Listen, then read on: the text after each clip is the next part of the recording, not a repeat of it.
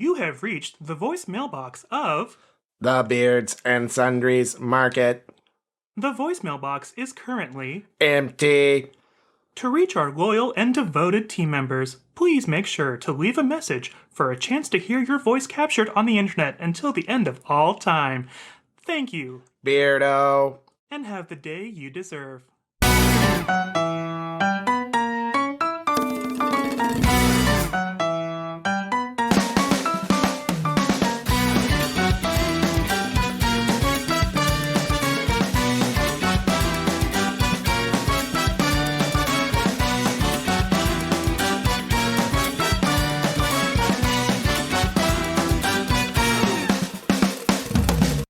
And welcome back. Hi. Hello. Welcome back to Season 3, Episode 6 of Beards and Sundries. 6 jump on dicks. Is that episode 6? Oh my god, shut up. That's right, guys. It's time for a fresh lunch break here at Beards and Sundries, the shop where three gay men with beards do inventory on a new sundry in each episode. My name is Jay, and bros before hoes, bruh. Yeah. I'm Anthony, and is flying 20 flags on your truck an acceptable replacement for a personality? Yes. Only 20. And I'm Joe, and I'll hug you, bro, but no homo. No homo. Extra homo. Because today's sundry item is toxic masculinity. That's right, beardos. We're discussing a doozy this week. I'm sure we won't receive any negative feedback on TikTok at all, right? Fragile egos, what men think men should be, and the idea that boys should never play with dolls, but big buff army shoulder action figures are okay. But for today's game, Jay has cooked up a fun homebrewed concoction. But before we get too far into it, how about this week's voicemail? Oh, this week's voicemail was fantastic. Yeah. Generic. When reached out to, Anthony could not be reached for comment. You can't just say no comment. Watch me. You up? Wow, how toxic. Anyways, we won't belabor the point. Clearly, you guys all have like your phone shut off or something, but Or We're busy just glad lives you're or here. something, but yeah. We're just glad you're here listening to this. yes, if you made it this far. We are, but guys, if you're new to the show and you're just wondering what the hell a Hey, sundry hey. is, Hey, what? hey, I thought you were going to forget Right. again this week. no, I remembered I have one for this. That's a solid point. He is usually forgetting lately. Yeah, I know. It's been a week or 5. Joe, can I find truck nuts in the sundries aisle? Oh, please let me know. Oh, we did just get a new shipment in. No. Do you have truck nuts? It's just nuts. My No, truck's those driving only with fit on just the back of Toyota Highlanders. So, but guys, Jesus. if you are new to the show and you're wondering just what the hell a sundry is, the term comes from an old English word meaning odds and ends. Today, it's used mainly in retail as a way to group together items that otherwise don't really have a group of their own. So, as three part-time toxic gay men with beards, we are using the term to group together the wide range of topics that we cover. Will you guys take just a moment and close your eyes and wipe your mind? And what is the very first thing that comes to mind when I say toxic masculinity?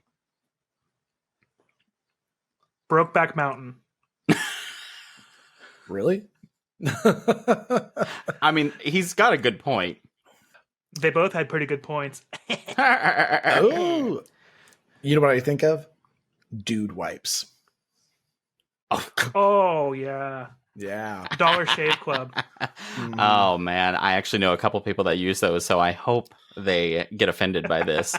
I hope that they use them because they like the smell. Because I'm sure there are people out there who like the way that like they smell, but it just makes me think of like the men's section at Ulta. What men's section? Oh, my God. Yeah. That's true. There's That's a actually where men's I've gotten. section. Yes, there is, because I've gotten some face cream from there. It's so fucking dumb. I know a few places you got your face cream, Jay. I was Now trying I to just find get mine shut at the Target. fuck up.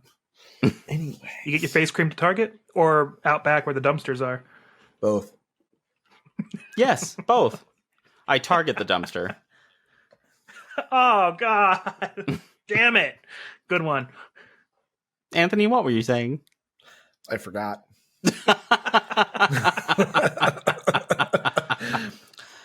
Well, for some reason, the first thing that comes to my brain when I say toxic masculinity is lifted trucks. Oh yeah. What is the deal there? And what have you seen the Carolina squat? Am I saying that right? Where the back tires have been like down, so it looks like the truck is facing upward like this, and they've been like outlawing it. Is that what it's called? How do they drive? I think that's what it's called. I'm could be not wrong. Let me I'm look not it up. questioning your accuracy. I'm literally going, "Oh, I did not know that." I thought the Carolina squat was that thing you do where you stand over someone and then you like, You know No, what, that's the Anthony? Cleveland Steamer. No. That's very different. We all know the Cleveland Steamer, but then you like We all you know.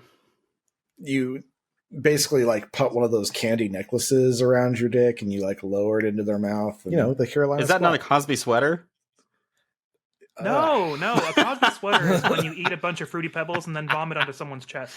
Oh, I know. Oh, I didn't know that. Yeah. I just really wanted you to correct me so we could talk about it on the pod. Although now I do want to get one of those candy bracelets and use it as a cock ring.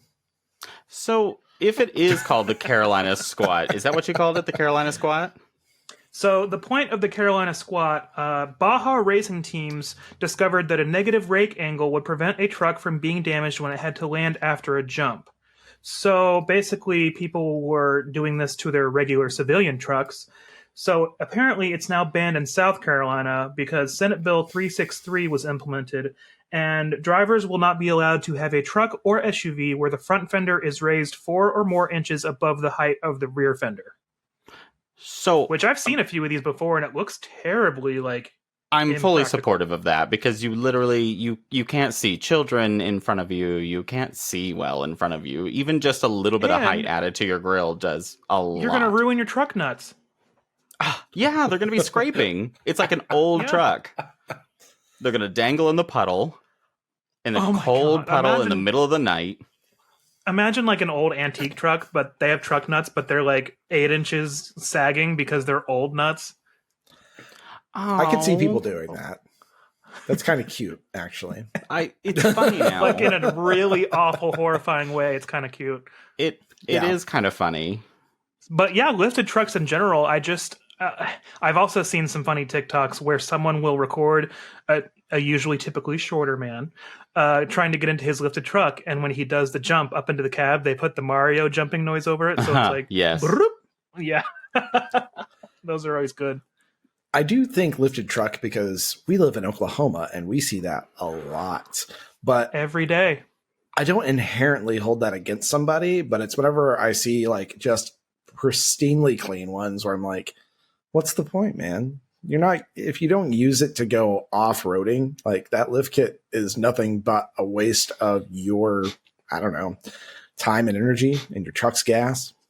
They actually did a play on that at the end of the first Cars movie where it was like kind of like Sarge's boot camp, and there were a bunch of these lifted pristine vehicles like Hummers and trucks, and they had like big fancy rims, and Sarge was like, all right, get down in that dirt or whatever, and show me what you got. And they're like, oh, I'm gonna get dirt in my rims, man. And they're like slowly begrudgingly going down to like actually get off-roading.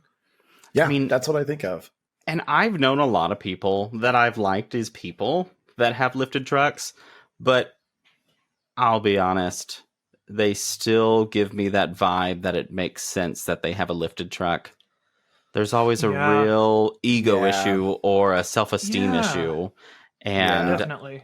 I remember one of them, like, I talked about wanting an Escalade several years ago, and he's like, we should lift it. And I was like, Why? I want it to fit in the garage. If I'm going to buy Yeah.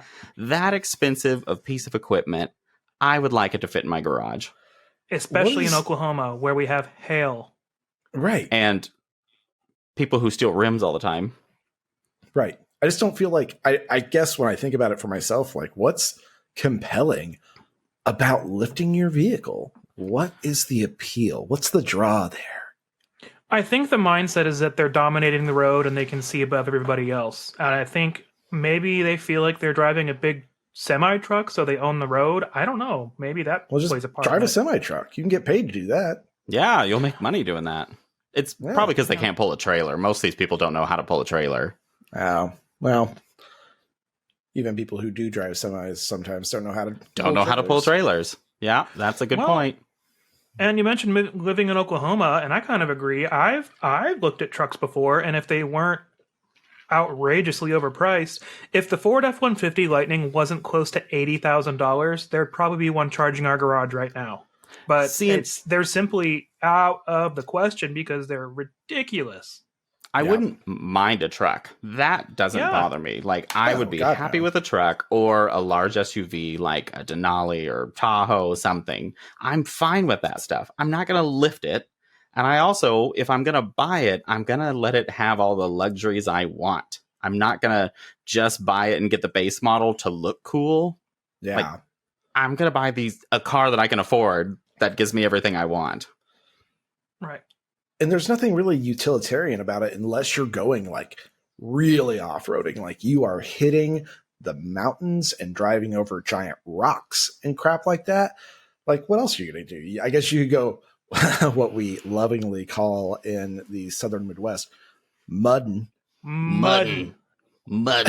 Beardo Catherine knows all about mud. Mud. With sand in her engine and everything. Mudding. Yep. Yep. But even then, like you could have a Jeep. A Jeep would go like just fine for that. Yeah, but have you also priced a Jeep? Well, they're just as expensive as trucks these days. And for the build quality that Stellantis is putting out there, they really need to take several seats. We were buying a Jeep like Cherokee several years ago, and that was way before COVID. And I remember looking at a Wrangler because I was like, it'd be kind of fun to have one of these. And I was like, I spent less on my Highlander that's pretty loaded with a lot of stuff. Have you ever driven a Wrangler too? They Yes. are. I can't imagine driving one every day as my daily commute. It would be awful. So when my boyfriend and I went to Colorado, and also another time when I went with my friend Toby, we both times got the Jeep Gladiator, which is the truck. The truck, yeah. And I like it, not for an everyday car. It would be a car that I am taking out to go do something with, which I don't do enough of, so it's a waste of money. But on the highway and driving up in the hills, it's so fucking loud. Mm-hmm. We were screaming at each other practically. Yeah, and then especially when you take the top and the doors off, and they're just not comfortable enough to drive every single day. No. And it was funny to raise and lower my seat. It was a pump action thing. Did it sound like screwing in a light bulb? What's that sound like? Sorry, I knew where you were going with that. It took me a minute. The only vehicle like that I looked at and seriously had to take like a second glance at is that I don't know what it's called because you guys know cars a lot better than me, but that Mercedes that's built for camping that has like the G-Wagon? gas. Is it a G-Wagon that has like That's the big tent luxury that's one. collapsible on the top? Oh, No. the Sprinter van? It's not a van. It's maybe a 4-seater, but it's got like a little like collapsible tent and like a ladder and like a little overhang that throws out of it. It's cool. I'm sure it's expensive as fuck. We saw one at the Tulsa Auto Show, Joe. It's a boxy vehicle, right? Yeah, it is. That's a And it's got G-Wagon, gas is it not? canister racks. Is it a G-Wagon? I don't know. Because you can get the luxury ones, and then you can also get the off-roading ones. Are you talking about the Land Rovers? Maybe it's a Land Rover. It might be. You know more about. No, I think it was a G-Wagon. I think you're right. G-Wagons are really expensive. Yeah, like 6 figures expensive. Very 6 figures, too. I got to ride in one. I had a very rich friend in college, and I got to ride in one a couple times, and they are very, very expensive. Well, and then keeping in line the train of thought with cars, let's talk about the other side of the spectrum and talk about the souped-up sports cars and muscle cars in general. Or are we going to go for straight up like rice burners where we have a 1992 Honda with with a loud Or ass they're exhaust importing on them it? now too because they can now import some of them. I've seen that. I plead the fifth on this one, so I'm just gonna go ahead and back out of this conversation.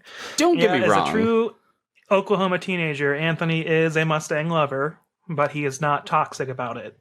No, I mean, I've got the EcoBoost, so it's 4-cylinder, but it's got a turbo. It's got plenty of horsepower for me. It gets me around. Yep.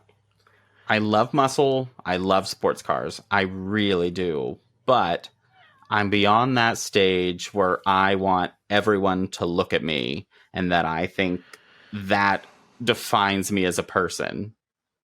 Yeah, the loud exhaust is a little out of control. Because when we had our BMW briefly before my ex and I split up, I mean, that was a fun car. But I like driving it around, but I didn't really like going a lot of places in it because it's an attention grabber. It definitely was. And I was like, I don't really want people to be like, look at those assholes. But driving it was so much fun. Because it was... I kind of felt a little bit of the same way when we had that Audi A4, when we had that rental in Florida. It was kind of flashy and kind of sporty and fun, and it had a lot of get up and go. It was a really great car, but yeah. Just paying for an Audi just sounds painful. There's nothing better than getting in a car, gunning it, and you can't even like pull your head off the seat because it's just pushing it back so good. And God, I love that in a car. The only thing better is pushing the guy's head down. Yeah, it's pushing somebody's head down is the only other time that it's pretty awesome. While Yeah. you're getting your head pushed back? Mm-hmm. Right back on those truck nuts. No, I'm just going to snapshot that picture of me. I think when you're doing it for non-practical purposes, I guess there's something practical about it. I don't know. Like you said, you have it so that people will look at you like it's big and loud so that you think people will pay attention. All it makes me think of is South Park on that Harley motorcycle episode where they go by and they're like, fags. Bags. Are they the ones making the noise though?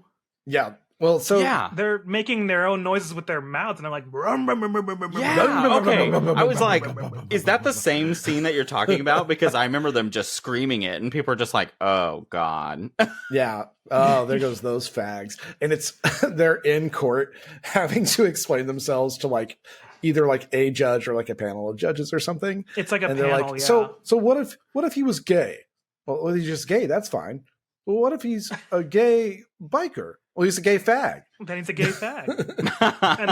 and then they describe it to get their point across, and they're like, what would you say if so-and-so? And they describe it, and one guy just randomly goes, fag. And they're like, see, it's starting to make sense now, isn't it? Yep. Well, there's one of the judges that goes, I got to tell you, this is making an awful lot of sense. Oh, my God.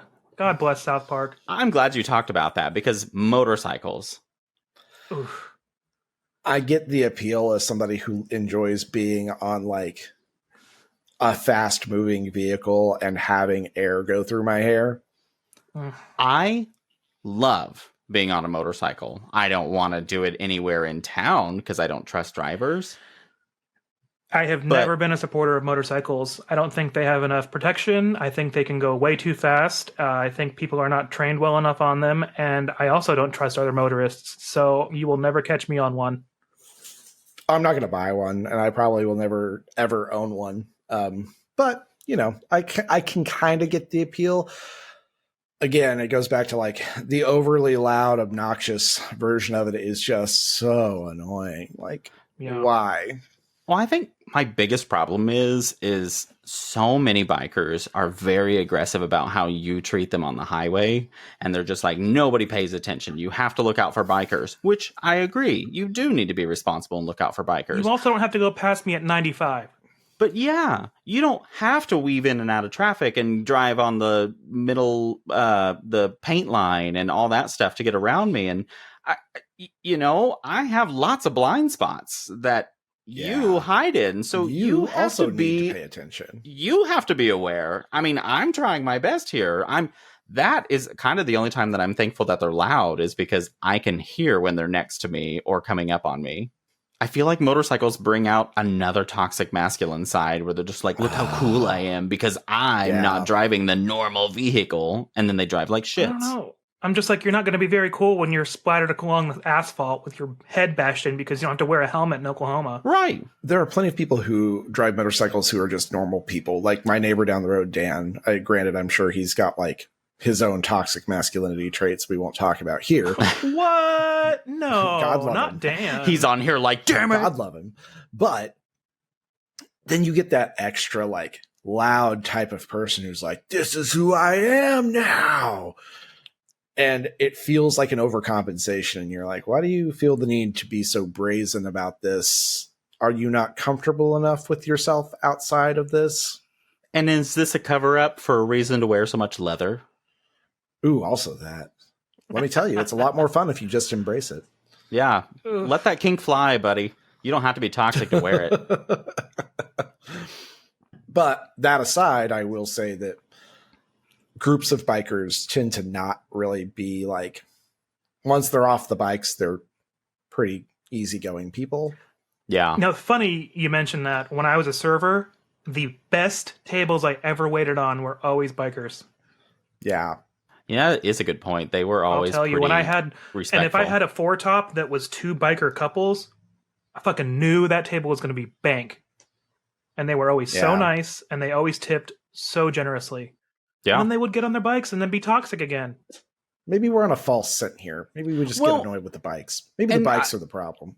And I also need to clarify, it's just like the Boomer episode where I'm not saying that every person that drives motorcycles or lifted trucks or loud sports cars are douchebags. I'm just saying there's a lot of people out there that act douchebaggy with that kind of equipment. Yes. And unfortunately, there's more than a few apples that ruin the bunch. Yes, they put a very bad image on these people. Yep, and it's unfortunate. But we wouldn't know anything about that as a marginalized group of people. We're not toxic at all. We did not raise around a toxic lifestyle. We are definitely not toxic. Why don't you take another sip of that Stanley Cup, Jay? This is not a Stanley Cup. It's a Simple Modern Cup. Ew, what did it come from? Target? From your Target pickup order? From Simple Modern website, and it was a third of the price as the Stanley. Oh. Because I'm a budget gal. I'm going to be really honest. I do have a Stanley mug at work, though. You'd make Pump so proud. The only reason I bought it was because we had just had bonuses drop. And everyone was talking about their Stanleys and all. And I don't remember what happened, but a lot of people were in my office talking. And they're making fun of me for my normal cup. So I was like, you know what? Fuck it. So I got on there and I bought the matte version, which was $10 more. And then I started walking around. I was like, oh my God, is that regular coating on it? And I'd be like, wow, I can't believe you guys didn't buy the matte version. Oh, which, to be clear, they don't look any different. I spent $10 more on a ridiculously overpriced cup for no reason, but I decided to be toxic back. Hey, sometimes you gotta fight toxic with toxic. When you work in an office environment, sometimes the reason is office superiority. And I owned them. So it was really funny to start walking in my friend's office and I just be sipping and I'm like, oh wow, that cup looks $10 cheaper. And then I would walk off. They're getting out sandpaper and be like, damn it, damn it, damn it. Wow. Is that a regular colored Stanley mug? That's not even a Stanley mug at all. It's an Eskimo Joe's color change cup that I've had for so long that you can't see half of the thing on it. It used to have yellow paint on it, and all that's left is this tiny little spattering right there. Dishwasher safe. For now. For now. It just melts one day. But I like the color change ones. Well, that's exciting, Anthony. What about the color change do you like? Ironically, I just heard a loud-ass motorcycle rev its engine on the street out in front of my house. So prime time to talk about toxic masculinity. What other toxic things do you think that guy's going to go do right now when he parks that motorcycle? He's gonna bring his matte finish Stanley Cup in there and bash you in the fucking head with it. Gays listening to Britney Spears is the toxic masculinity I like. Could you imagine his radio? Yeah, I could. That'd be me. No. Is that Barbara Streisand on that guy's motorcycle? I'm sure we've all encountered direct, instances of toxic masculinity, but do you guys have any story that particularly stands out to you?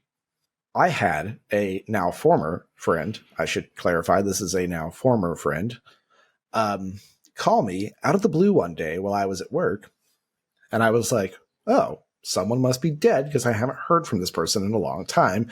So this means that somebody I know from high school is probably not alive anymore. So I answer it thinking I'm going to get bad news. And I get the traditional, hey, how you been? It's been a long time since I talked to you. What are you up to? And then they got into the real reason they called. He was like, well, I actually had a question for you, or just wanted some advice, I guess. And I was like, okay. Oh, no. What's going on? And he was like, well, my son is 4 years old and his cousins are over visiting, and both of them are girls. They're 6 and 5. And I was like, okay, this is weird. Where's this going? He was like, well, they're playing dress up, and he wants to play dress up with them and put on makeup and dresses and stuff. And I don't care if he comes out as gay. I don't care if he comes out as trans, but I just don't want this to affect his development in any way, shape, or form. It sounds like you do. And I was like, wait. So what's your concern? That playing with dresses and makeup are going to make him gay or trans? He's like, well, no, I just don't want anything to, just say it. Influence him. Just say gay. Well, so basically, first I was like, well, if you really think that this would cause him to be gay or trans and you don't want him to do it, big fucking red flag, fella. Then on top of that, my response was, well, first of all, I don't have kids, but in this particular instance, I can in fact answer your question. Your kid is fucking 4 years old, dude. His cousins are over. They're playing. He wants to be included. It's as basic as that. He doesn't give a shit. They could be out firing bows and arrows in the backyard, and he'd want to do that because he'd be involved. And then on top of that, he's fucking 4 years old. What he's going to remember from this experience, if you stop him from playing with makeup and dresses, is that particular thing is now off limits for you. And if it ever becomes an issue where he thinks maybe he isn't a he and he's a she after all, guess who's off limits to talk to? You. You've alienated your child at such a young age where they're completely vulnerable and amiable to whatever it is that you teach them, that you've now set this precedent that you can't be talked to because you're not a safe person. Yeah. Yep. Nail on the fucking head. Yeah. And yeah. So anyways, we're not friends anymore. So that's my toxic masculinity story. Mine's not really a story, but yours circles in or kind of leads into mine, where I will say a majority of my family, because all the men were very much of no emotions, be a man, don't cry. And then I even remember as a kid, after dad left, mom would bring me around my uncle and all this stuff. And she'd be like, I need you to teach him how to change tires and all, because I've got to make sure he turns into a man. And so I just I'm encompassing my entire family for the majority of what toxic masculinity I was around. Fellas, is it gay to call AAA? Yes. Yeah. It's also gay to ask for directions. Yeah, obviously. Yeah, because And I do it every day. And as we all learned in high school and college, it's gay to wear pants in wintertime. Is it? Oh yeah, I remember that idea. Do you remember how all boys are obsessed with like still wearing shorts in the middle of a snowstorm? Oh yeah. Yep. You just be like, I'm not cold. I'm not okay. cold, and there's like black spots on their legs from frostbite. They've literally like their foot breaks off as they're walking. I'm fine. Everything's Yeah. fine. Tease me a It's a scratch. flesh wound. A flesh wound. Your arm's off. There's just that need to be like, it's no big deal. I'm cool no matter what. I'm not affected by Big, cold strong weather. man. Yep. And so they would Yep. walk around in like t-shirts and shorts in the middle of a blizzard. Man, shit. I'm a man. I love this episode because it's just funny thinking of all this stuff and then being like, For me, I'm just thinking of kind of like general situations where I'm thinking back to college where we would be going out and we'd be going to the gay bar and I'd be going with like band friends or just a general mixed group of people. And there'd usually be girls going because they loved going to the gay bar because they felt safe there because they weren't going to get hit on. That was kind of like the big sell. Oh, let's go to the gay bar. You guys will be fine. You'll be safe. And then some of them would want to bring like their boyfriend, or like if a guy was interested in one of them, they'd want to tag along, and they'd always be like, ha ha ha, make sure I don't get hit on, or ha ha ha, don't try to sleep with me. And they would be the ugliest, disgusting, stinky, smelly men, boys, awful, like bridge trolls. And I'd be like, yeah, man, I think you're going to be all right. my favorite response now to when anybody has ever said that, they're like, no, I'm cool with it as long as you don't hit on me or anything. And I was like, oh boy, don't flatter yourself. I know. It's not going to happen. If I was trying to get a laugh, if I was trying to get a laugh, sometimes I'd just do the elevator eyes and be like, you're fine. Or like Miranda Priestley, where she's like, that's all. That's all. And then just looks her up and down. Yeah, I'd be one of those. And then Like, they would always make everyone laugh and kind of ease the mood. So that was always a fun icebreaker. I like jokingly putting them in their place. And I'm like, boy, you think very highly of yourself. I think you're safe. Do you ever wonder if like men who say those things take enough time in their minds to go through and think, if I don't want to get hit on by random strangers at the gay bar, do women not want to get hit on by random strangers at the straight bar? Anthony, that is called self-aware and social aware. That's two different things, and that's also something toxic people can't handle, is going, yeah, how would my actions relate to my behaviors towards others? Self-reflection. It's a very difficult thing. I do remember one instance where we were all going out and it was a Thursday night, and Thursday nights were always great because it was 2-for-1 everything. Thursday. It was one of those classic instances where the guy goes, "Oh, make sure I don't get hit on. You got to be my wingman." And I just looked at him and I said, "It's 2-for-1 night, so you might get hit on, but still, I think you're fine."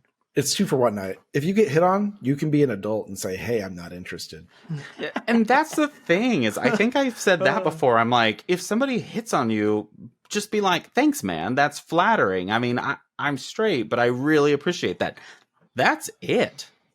If they get aggressive with you, gay men are dangerous. But if they get aggressive with you and try and like force you into something, that might be considered rape. And then that is another situation where you can think of going, how do women feel when I'm this forceful on them? Yeah. Well, and then also to spin the circle on us, gay men can be very dangerous because when you take away the word gay, we're men. We are men. It's one of the most unfortunate things about being a gay man. Yep, because there's that animalistic instinct where sometimes they peel back the curtain or they get a little too drunk and then they get a little handsy and you're thinking, this is still a man, this is still very dangerous, and then you get into a dangerous situation. Aggressive because about like, and I get it. Gay bars are sort of like, I think sometimes we also forget about consent in those situations. And I say we as the colloquial we as like the gay community, like consent is still important. Like you can't just go and like grab someone's dick at a party. I don't care if it's an underwear party and that person is wearing a jockstrap and a harness. Don't go grab their shit. Like, yeah. Just because you're horny doesn't mean that everyone else has to just deal with you. Exactly. Because I will elbow the fuck out of you if you do that to me now. This guy tried to grab my crotch at the Majestic once when I was like 26, 27. And he kept he wasn't trying to grab my crotch at first. He kept wanting to buy me a drink, but he was drunk out of his mind. And I was like, no, I'm fine. I can buy my own drink. I'm good. Because I didn't want to just keep going. He just kept going. And then this girl comes up and she was like, hey, he's my brother. I guess she'd been listening. He's like, he's my brother. He thinks you're cute. He just wants to buy you a drink. Just let him buy you a drink. And I was like, nope, I'm solid. I don't want to. And then the bartender there had gotten, I don't remember his name, but we had been conversational the several times that I did go. I could tell he was getting annoyed with the dude, but then the guy tries to grab my crotch and makes this huge fucking motion about it. So I stop him and I was like, hey, I am fine. I don't need your money. I said probably the stupidest thing that I could ever say in retrospect, but I was like, I don't need your money. I have a 401k. I can buy my own drink. Not the 401k. I know.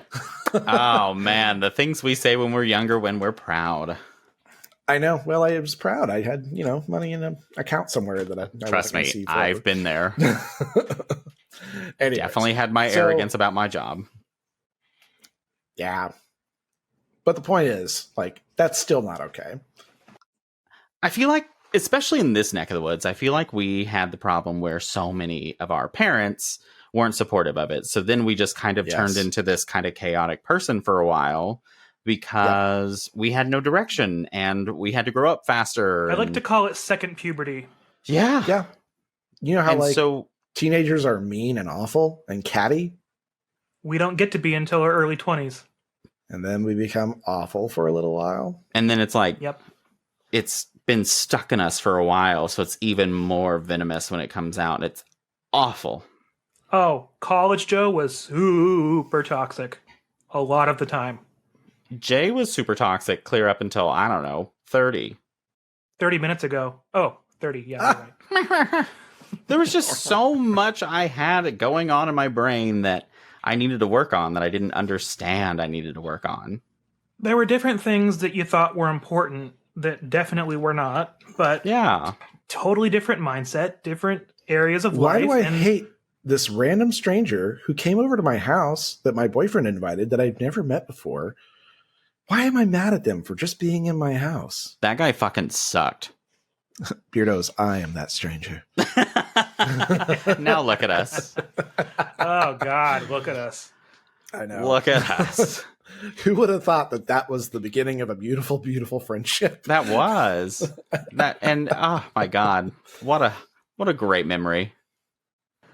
I love that memory because I just remember leaving wow, he hated me. Well, when my boyfriend at the time was just like, oh, I think he's so hot, and I would still do him, and I'm just like, ooh, because I'm gonna get in my Tahoe that smells like turkey and drive off into the sunset. Oh my God. I gotta tell that story sometime. But little gay 20-year-old Jay had a lot of jealousy issues. It was really a toxic person.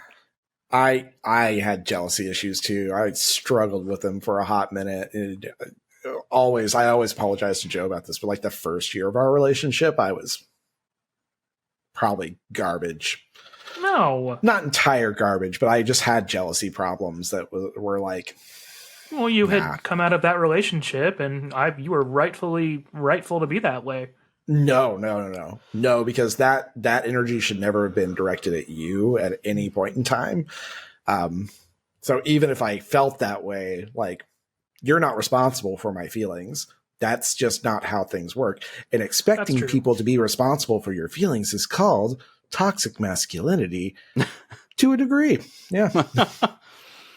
Yeah. And it was so easy to be that way too, where you took your situations out that you've had with other people out on new people you were dating. And Yeah. Yep. And it's just not something you should do. And that other person doesn't deserve it. no, not at all. Especially Joe. He's so cute. And toxic. Ooh. Yeah. Okay. No, I'm kidding. Look at us, self-aware. Except me, I'm not toxic at all. I don't have any toxic problems Unfortunately, whatsoever. self-aware. Being self-aware comes with its like drawbacks, like being self-aware. Being self-aware makes you sometimes super self-conscious too, because then you're like, well, what all are my problems and when are they coming out? And It's that and just like being more, I guess, perceptive of the world around you kind of sucks when you're Yeah. self-aware, because you're like, wow, I wish I didn't know this, but I was also an awful person when I didn't know this. So ooh, well, sorry. Now I have something to add on to that. So another toxic thing is mansplaining. Yeah, especially online. I am a person that I like to learn things. So I learn a lot. And whenever people don't know, I like to be like, oh, and like to tell them this stuff. It's exciting to educate people. And it took me a long time to realize that whenever I'm helping explain things at work or in a meeting where people aren't getting stuff, that I'm like, I wonder if this comes off as mansplaining. Okay, you don't have to describe everything and feel like you have to educate everyone.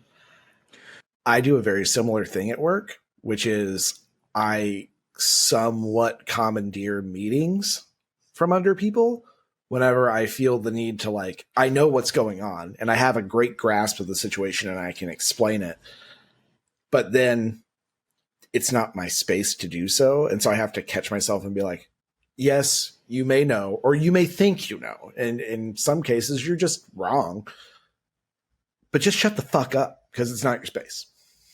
I've kind of been more aware of that in my role at work, and I'll kind of wait until I can kind of see someone either ask me a question about something first, or if I kind of look over and they look like they're not really understanding, and then what I do is I explain why I'm doing it the way I do it, and why it would be easier for them to do it that way too. And that's kind of how I keep it in the realm of not condescending, but also still being educational for their benefit. For a long time, I would think if I let everyone just sit here and battle this for a while when I know the answer, I'm purely just wasting time. So I might as well jump in and solve everything. When now I'm like, maybe if I let people talk it out, they might figure it out for themselves. And if they don't, then either they'll ask me, or sometimes I'll be like, so this is my understanding based off of my experience. And so it really comes off as... That's a good way to segue it that Yeah. way. And I've really had to focus a lot on my phrasing like that, because I used to be like, no, I mean, this is how you do it. And now I'm like, oh, maybe I don't know. There are times that I'll phrase it in such a way that I'm like, well, like when it gets to that point where I'm like, well, I think that it's probably XYZ. If we look here, this is kind of why I think that, but I could be wrong. And if somebody knows better than me, please let me know. Yeah, based off my experience and understanding, this is what's worked for me. If anybody has another way, please let me know. And then everyone's like, oh, wow. And I'm like, hey. Yeah. Because, God, there is nothing worse than sitting in a meeting where you're going through stuff and then somebody's just like, oh, whoa. And then just talk to you kind of condescending, like, you're so stupid for not knowing this. Anyways, we should excel straight into a commercial, fellas. We should. Hey. Toxically, of course. And now, for a word from our sponsor, Man-kerchief, the handkerchief for men. Men, are you still using those girly napkins? Tired of everything being infused with herbs like aloe? Get Man-kerchief, the only handkerchief made for real men like you. You're not some crybaby hippie who uses soft, squishy paper towels, super absorbent, More like super girly. And you're not a girl, so why use girl stuff when you could be using real man shit like Man-kerchief? In all the colors men are allowed to wear: blue, black, and white. Get Man-kerchief today. It may not be absorbent like your girlfriend's tampons, but at least you won't feel insecure. Man-kerchief. Buy it if you are a sissy.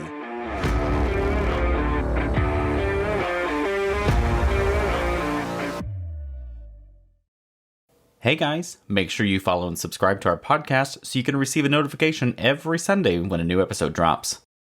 Boy, sometimes it's hard to find the right color of Man-kerchief, but I just think then I should just pull out my toxic guide and consult the internet, which is the most toxic guide of all. Well, it only really comes in black and white and blue, so. Well, I don't know. What do you guys think? I already own one. I go with the traditional black. I think it really hides my snot a little better, but it's not so good at hiding my other fluids. But when those fluids show up better on the black, you get more money when you sell them online. That's true, but I can't do that because people might think I'm gay. What? No homo, bro. Right. No homo. Some lady walks up. Excuse me, sir, do you have a napkin? You can't have my man-kerchief. This is for men. That's right, but it's not. It's kind of impractical because it's not absorbent at all, because men don't like the word absorbent because they relate it to tampons and maxi pads. Oh my god, that's so true. You can't use the word absorbent with men. Jay, don't use the word absorbent anymore, please. It's slightly impractical, but I mean, you can sort of use it like you would a tarp. I don't know why. This made me remember when I was a kid, my dad always had handkerchiefs all the time for blowing his nose. And he would just... Really? There would literally be wads of handkerchiefs coming out of like his pocket for blowing his nose. And I'm just like... Ew. What color? Red. What's red? Blood? What was Todd, red? What does red mean? Send us an email. Yeah, someone please let us know. Beardo because I Todd, forget. what's red mean? But, oh no, what is it blood? I bet it's blood. No. Is it like murder? Jay, I love to tell you this right now. Yes. Red means fisting. Ew. Oh. Oh. I could do a fisting top. Not a fisting bottom, but, top. What does blue mean? Dark blue is anal sex, and light blue is oral sex. Okay, so he was into anal. Anal and fisting. Well, there you go. Dad's a Good job, Dad. Anal and then hyper anal. Anal and then hand puppet. Waka waka. Does it have a footnote for if he blows his nose in it? What does that mean? Because he used it a lot for that. No, that's another color for feet. So. Oh, okay. Interesting. Shut up. Well, anyways, the more you know. Do we have any Beardo submitted sundries? So, I have an update from last week. And not only is Ryan from Tony and Ryan following us now on the Instagram, Tony is too. And they commented last week, and I just feel like we've made it. The Dr. Tony Felicia Lodge? The Dr. Tony Felicia Lodge. Yeah. Oh, it was, my God. It was fantastic, which today we're recording on a Wednesday, and I don't know if you guys listened to today's episode, but it's fucking hilarious. For anyone that's scrolling back, it's titled Victims of Accidental Boners, and it's really, really hilarious. Have you ever been a victim of an accidental boner? 100%. I don't remember the last time I got an accidental boner. It's also known as incidental stimulation. Typically, I'm a victim of the AM excitement, if you know what I mean. Oh, the morning wood. Yes, the morning wood. That's been happening to me a lot lately. Right there. Sometimes solid. I'll wake up after Anthony and he's on his phone and he'll just roll over slowly and be like, "Hey, Joe." And I'll be like, "What?" And he goes, "Penis," and just slap me with it.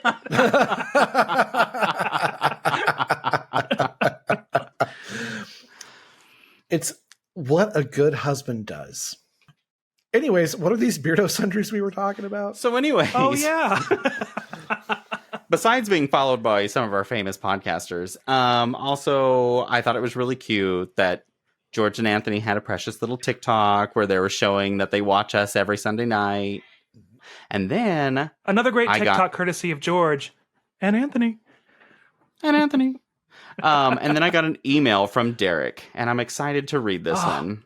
Hi, Derek with the good beard. Derek with the good beard.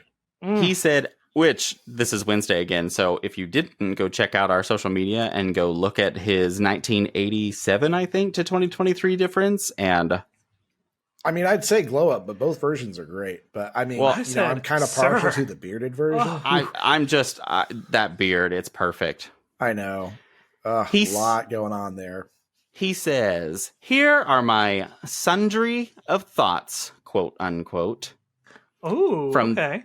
From this week's episode, which is last Sunday's episode, where we talked about conspiracy theories. Yeah. Number one, he said, I am surprised that the COVID nor climate change conspiracies were mentioned. Also, check out the U.S. government. Check out the U.S. government experiment with LSD, which I don't know if you've ever heard about that one, but I do know about that one. I know a little bit about it. I have a heard vague familiarity.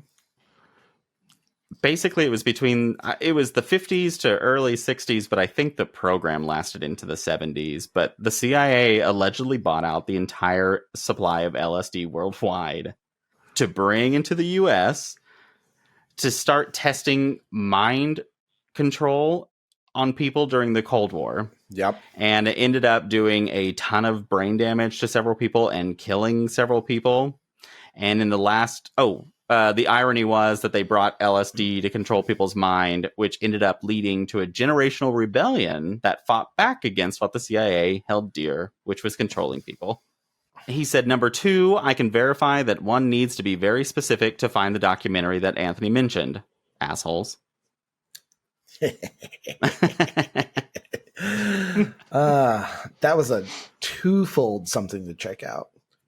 Number three, Jay was very confident after the first answer of what the flock, but still managed to allow Anthony to get the last four answers to pull out the win. Oh, damn. I love this part because he goes, in the car, I was doing my, we were rooting for you, Tyra Banks speech. You were rooting for him? And you still disappointed me, Jay. Derek. And then he goes, technically, I think Joe won since there were more misses than correct answers. You know, I left that part out, but maybe I shouldn't next time. It's a stupid rule. Number four, the generic corporate sponsor approves of the title Derek with the Good Beard. Yay! That's good because... That's good because we love consent in this market, girlies. Yes.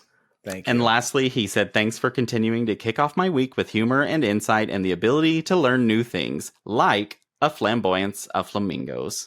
Love you guys. Happy to help. We love a good flamboyance, don't we? We love a good flamboyance, and we love Derek with the good beard. Yes, we do. Well, before we get to the next one, really quick, I would like to issue a little bit of homework for Derek with the good beard. You might remember, Beardos, that we didn't have an opening voicemail this week. And we've seen photos, we've heard emails, we've even seen Facebook posts about this elusive Derek with the good beard. So, if we'd like to hear from Derek with the good beard, maybe he would like to leave us a voicemail for next week. Ooh, you never know. Derek with the good beard. Here's your challenge. No pressure. You've been working overtime. I'd love to hear you scream, we were all rooting for you, Jay. If nothing else. My God, yes. If you literally just do that and then hang up, I'll be happy. Don't forget, guys, on our social media this month for August for back to school, we are doing a then and now photo comparison. So if you want, please send the pictures of you back in school and yourself today, and I'll do a post for you. Would love to do that.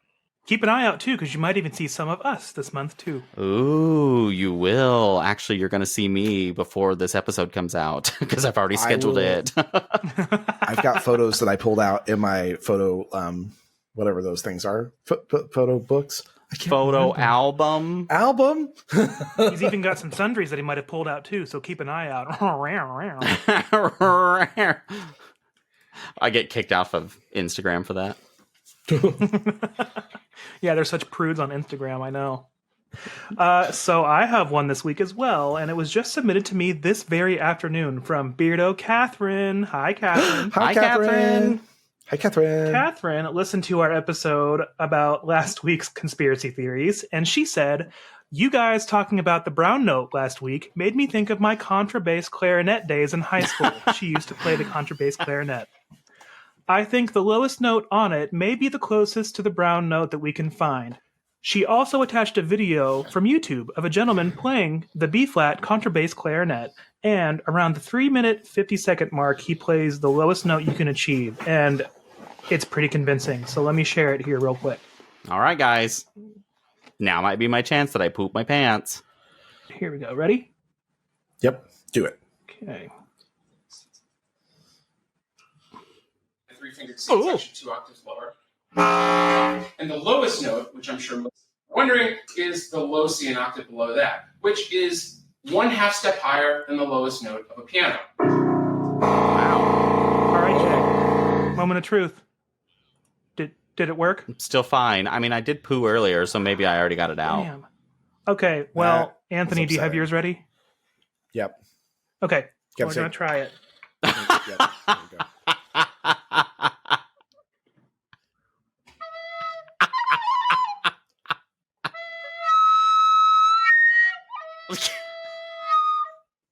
Anything? Still clean.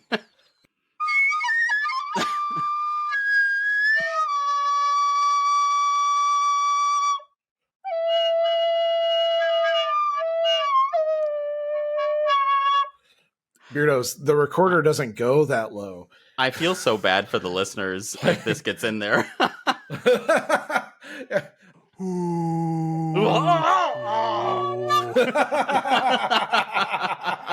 Oh, false alarm. Just a sphincter.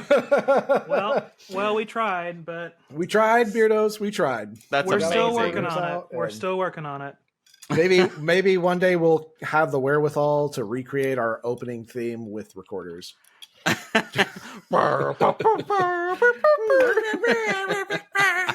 Well, better luck next time, I guess. We'll keep on trying.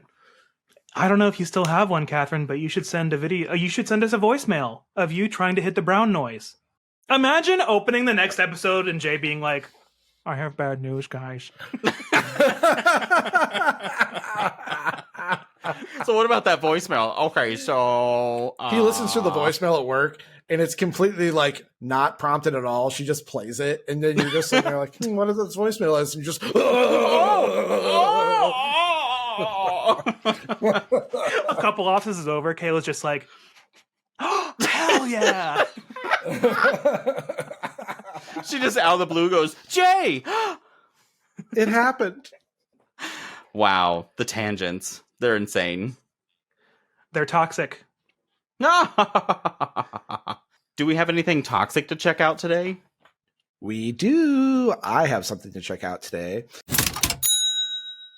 I want you guys to check out this gentleman who makes videos, and his TikTok channel is called Facebook Comments.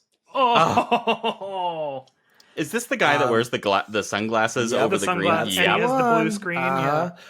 Yeah, so this is a guy who goes in and reads Facebook comments in this incredibly hilarious voice. So I brought it up for this episode because I thought it was just such a fun way to celebrate toxic masculinity. He has a video called "I Am Benuff," and it's of Ben Shapiro after he watched the Barbie movie. So I'm going to go ahead and just play that for you guys. Give me a second. Ew. He is not Benuff. So just so you know, this guy reads Facebook comments in this incredible voice. And so what you're about to hear is the Ben Shapiro Facebook post of what happened when he watched Barbie and the comments.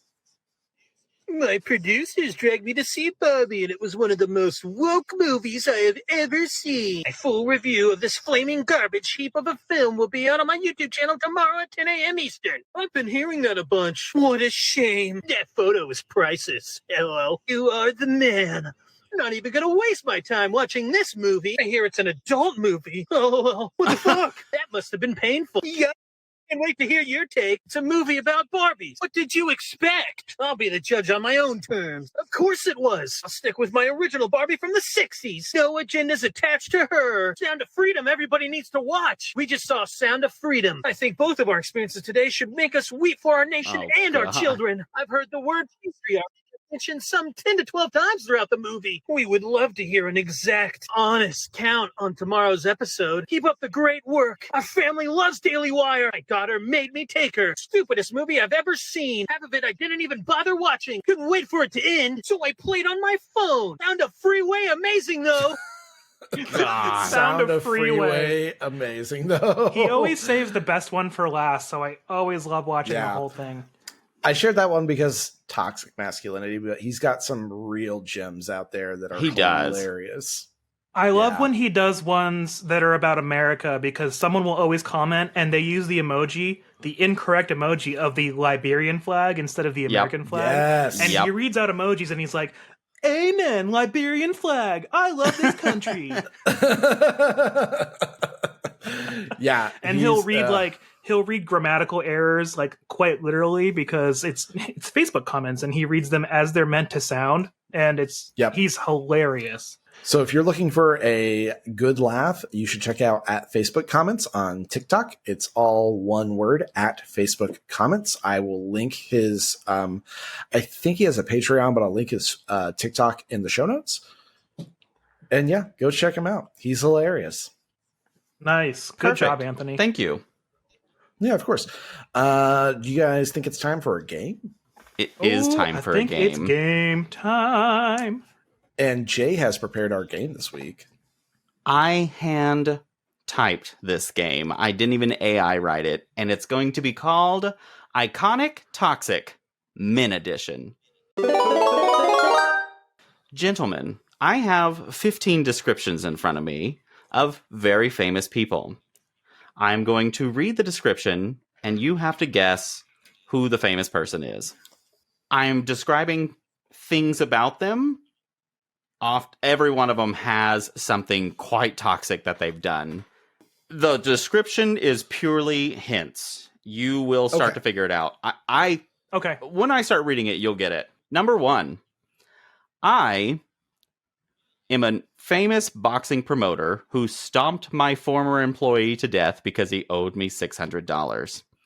I was found guilty of second-degree murder, but my sentence was reduced to non-negligent manslaughter, where I was sentenced to 20 years, but was pardoned 4 years later by the Ohio governor at the time, Jim Rhodes. Who am I? This one is my tricky one Don already. I King? should have moved it down.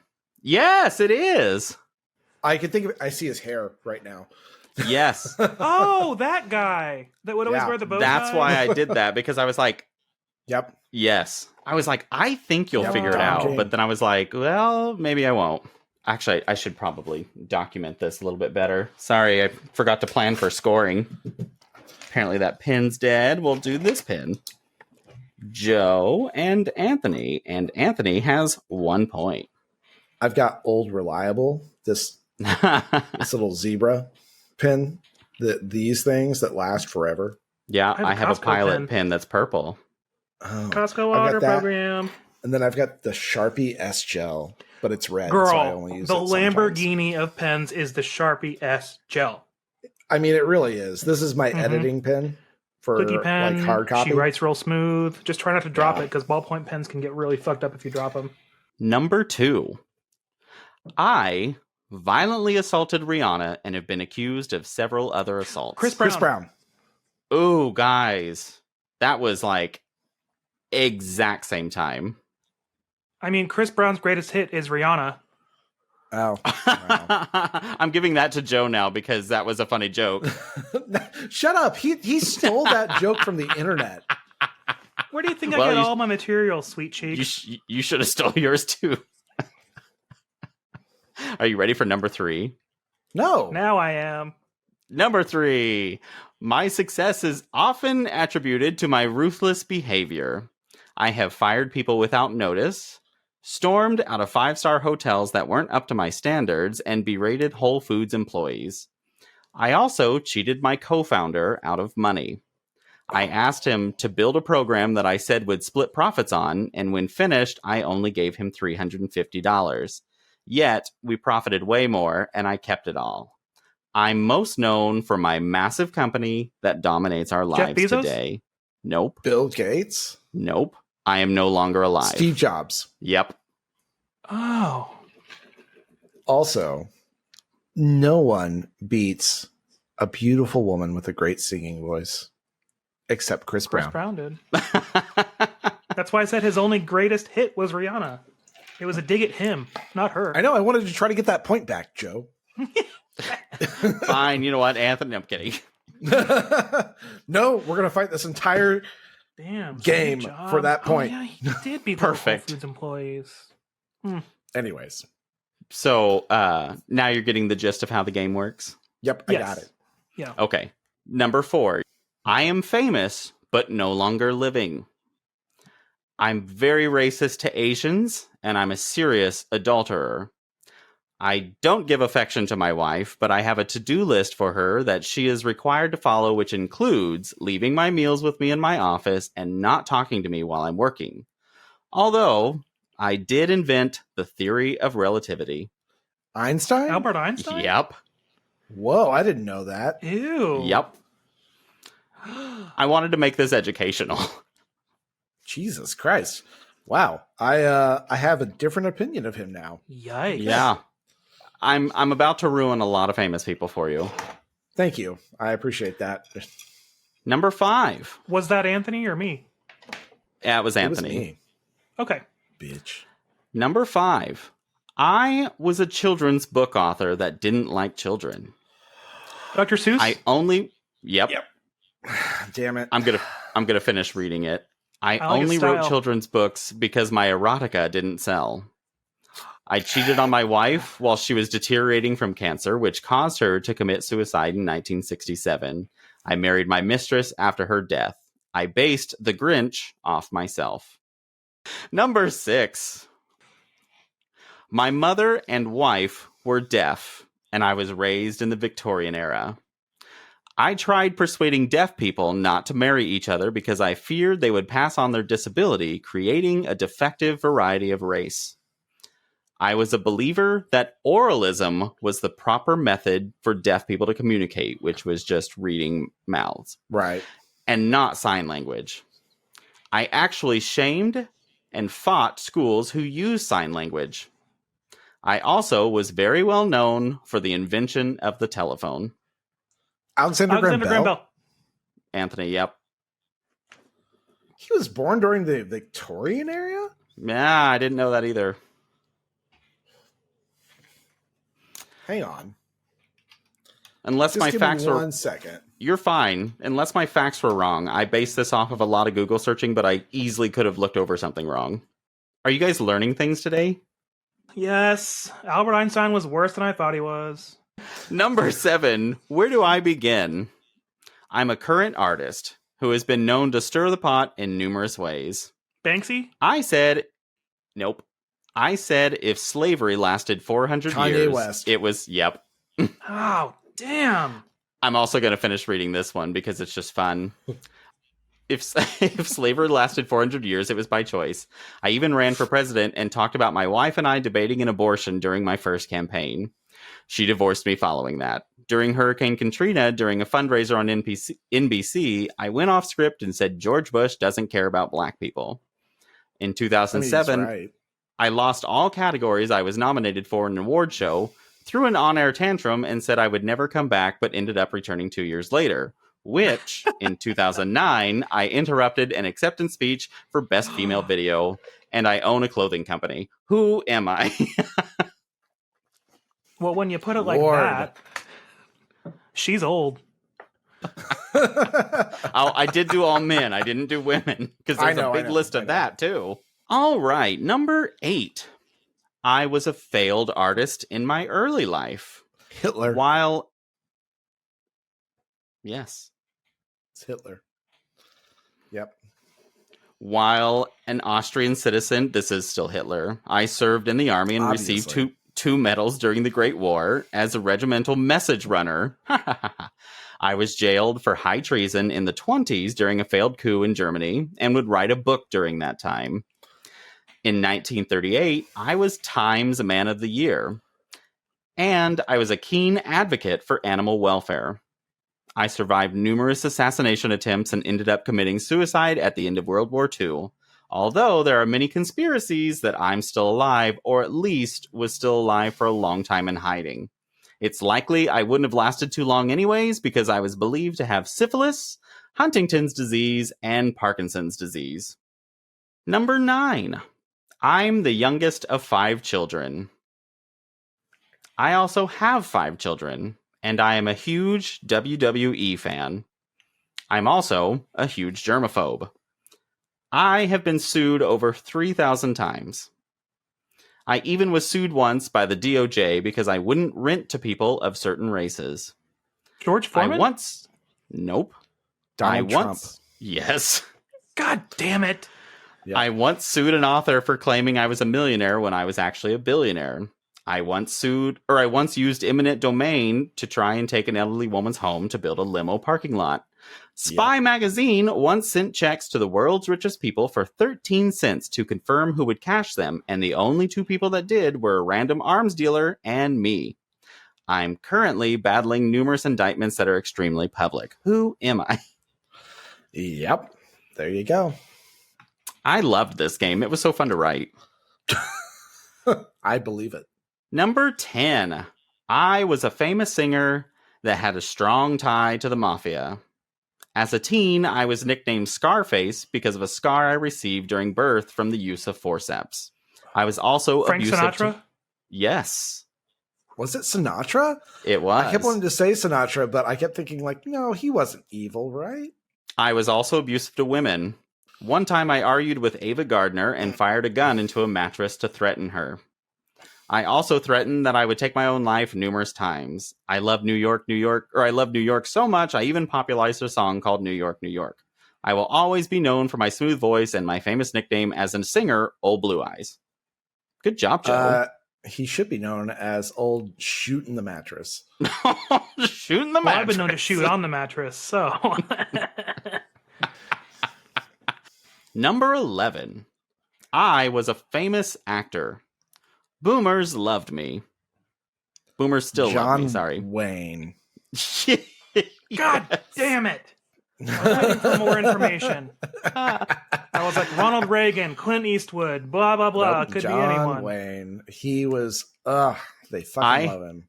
I had to be physically restrained in 1973 this is still John Wayne, at an Academy Awards when a Native American actress went on stage on behalf of someone to speak about the protests at Wounded Knee. In a Playboy interview, I said, quote, I don't feel like we did wrong in taking this great country away from them. There were great numbers of people who needed the land, and the Indians were selfishly trying to keep it for themselves. Unquote. Sure. He also supported white supremacy until African Americans were properly educated up to the white man's level. Number 12. As an adult, I was deaf in one ear and partially deaf in another. I believe my hearing actually made me better in my career because I could focus. After the phonograph was debuted to the public, Beethoven? I invented talking dolls, where I hired singers to sing children's songs and nursery rhymes in phonographs that were inside the dolls. They were real creepy, too. Nikola Tesla very briefly worked for me. In Dearborn, Michigan, it's claimed there's a test tube in a museum that contains my dying breath. I have 1,093 patents in my name in the U.S. alone. Thomas Edison. Yes. I'm famous for so many inventions, yet I often just bought or used other ideas for cheap and claimed them as my own to reduce competition. Yep. Basically, he was Elon Musk, but before you could actually paper trail that shit. Number 13. I was a famous person who had no interest in social and political equality for white and black races. Also had no interest in black people voting or marrying white people. I was self-educated. I'm in the Wrestling Hall of Fame. And I was killed by a famous actor hours after signing legislation creating the Secret Service. While I was a serious racist, I disagreed with slavery and moved to abolish it. Lincoln? Lincoln. Oh yeah, assassinated by Whoa. an actor. It just, it's a wild looking back at history going, I idolize these people. And then I'm like, wait a minute. They were not great. They were not Nobody great. was good. Number 14. I am an actor that's known for my controversial behavior. I started acting at a young age. I one time wrote a script that was completely plagiarized and told everyone to get over it when they bitched about it. Then, when apologizing, I plagiarized my apology from the Yahoo Answers page. Oh my God. One time, I showed up to a film festival with a paper bag over my head with the words, quote, Shia I am LaBeouf. not Shia famous. Come Yes. on. Sorry. All right, number 15. I was born Cornelius, but that's not how you know me.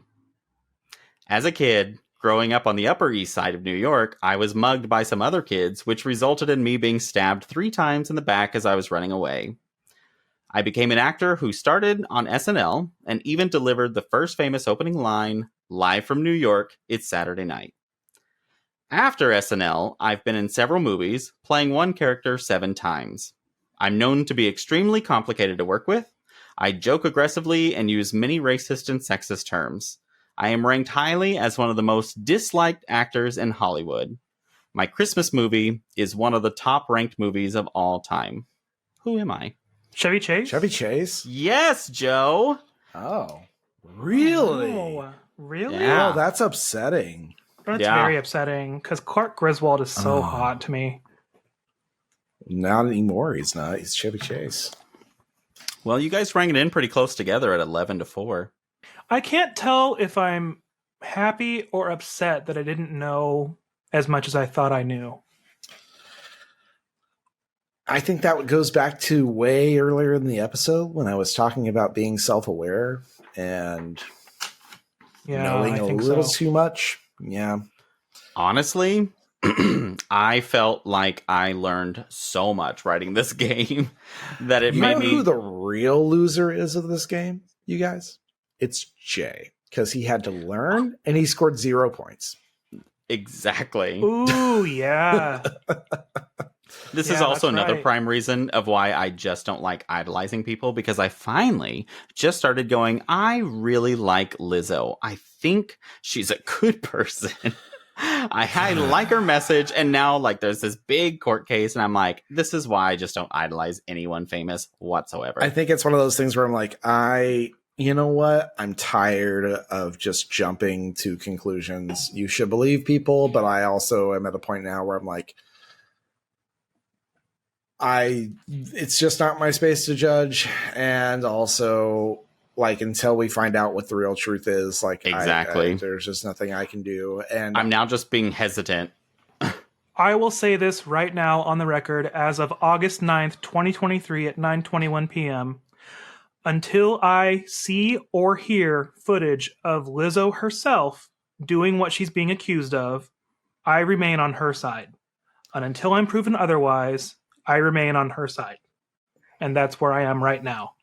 I did see an interview briefly, but it was on TikTok, and they were interviewing the dancers that were coming forward. And basically they're like, well, no, she didn't directly tell us that we had to do this stuff. But there was this vibe that if we didn't, we wouldn't get to go to Hawaii with her and be close to her and all that stuff. And I'm like, I have to think of how many crew members, producers, executives, other team members started that vibe and created that environment, and it was perceived to be from Lizzo where it may not have been. And until I Right. see hard evidence damning Lizzo herself, I remain on her side. For that's now. kind of why I'm like, I'm going to be hesitant, but I'm not going to be like, boo, Lizzo. I'm going into because this one very hesitant about what I think so far. And Yep. you know what? At the end of the day, Beardos, what do any of our individual opinions matter when it comes to a court of law? Let's just see how it plays out.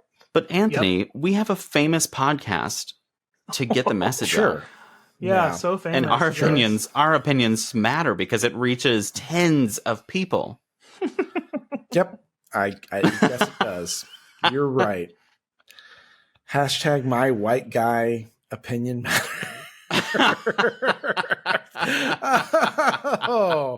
I'm just kidding, beardos. Anyways. Oh, God. Well, you guys, I hear the music coming back on, but I'm not going to cry about it. I'm too strong for that. But you should call me. My number is like 405-999-2242.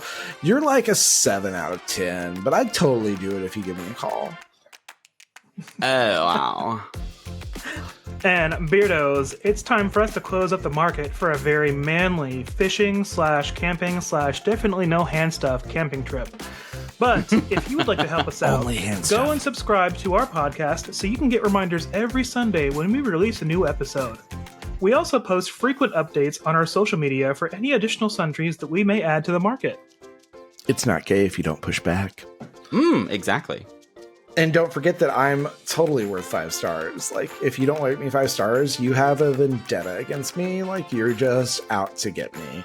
I'd love to hear from you as long as you have something good to say. And those ratings are going to get us found by more people, which is going to happen anyways with or without you. But, like, do it anyways.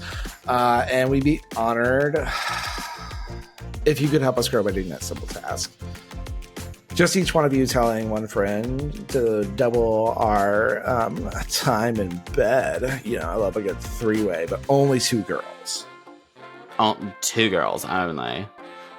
So dudes, if you check out our socials and our webpage, we've got an internet webpage you can go to. It's not gay if you do this. Internet webpage? An internet webpage on the interwebs. I love saying stupid shit like that. Anyways, you can also go to our TikToks and our Instagram and our Facebook and our Threads and our... What else do we have? Twitter. Fucking Threads. We want to hear from you. So email us some really straight stuff at beardsandsundries@gmail.com. So, from all of us very toxic gays here at the Beards and Sundries Market, make sure to... Don't show emotions. Oh, and love yourself. Because we already love you if it benefits us. Just kidding. Love you all. Love you. Bye. Bye. No homo. Goodbye.